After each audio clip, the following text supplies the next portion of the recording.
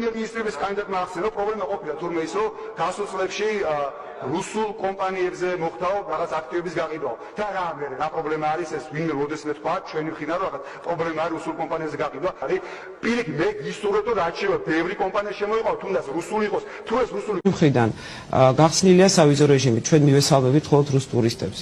ბიზნეს არანაირი პრობლემა არ შექმნია და ციფრებს რო შეხედოთ, მინდა გითხრათ, რომ გაიზარდა კიდევაც ვაჭრობა რუსეთსა და საქართველოს კი, დამსხვრელი ბრუნვაა.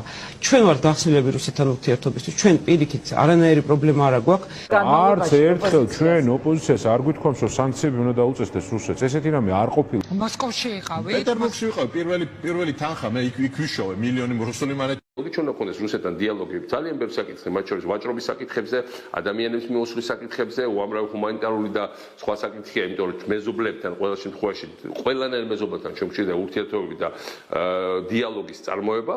ჩვენ მივესალმებით ეკონომიკურ ურთიერთობებს რუსეთთან. საქართველოს არასდროს დაგვიკეტავს რუსი ინვესტორებისთვის, რუსი ტურისტებისთვის, რამდენიმე ასეულ ათას ველოდებით წელსაც.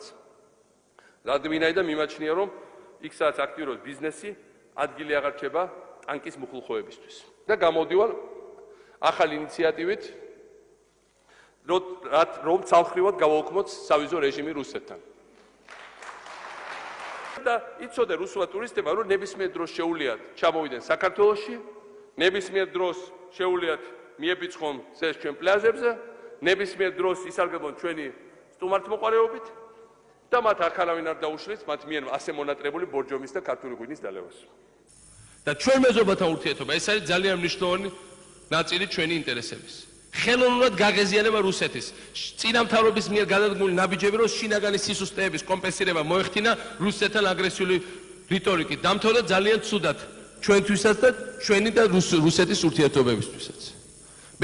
საქართველოში მოღვაწე სახელმწიფო კომპანია როგორიც არის VTB ბანკი, ისეთივე როგორიც არის RAO-ი და ასე შემდეგ ძალიან აქტიური ინვესტიციებს ახორციელებენ და ასე ვთქვათ ფულის ასე ვთქვათ სუნი არ უდის, ნებისმიერი ინვესტიცია კაპიტალი საქართველოში არის მისასალმებელი. რაც შეეხება ჩემი პასპორტის დათმობას, რუსეთის მოქალაქეობა, საერთოდ რუსეთი არის ჩემი ცხოვრების შემადგენელი ნაწილი, არ აქვს მნიშვნელობა ჯიბეში русეთის паспорти მედება თუ არა და მე დარწმუნებული ვარ. Мы люди русской культуры. У нас два родных языка. Мы были совершенно вросшие в московское, вообще в общество. У нас вся жизнь была там на профессиональном. Нина прима-балерина Большого театра, это же не что-то. Совершенно верно. Ну и не только Большого, а еще параллельно Американского балетного театра, Датского Королевского, Королевского Великобритании и так далее. Но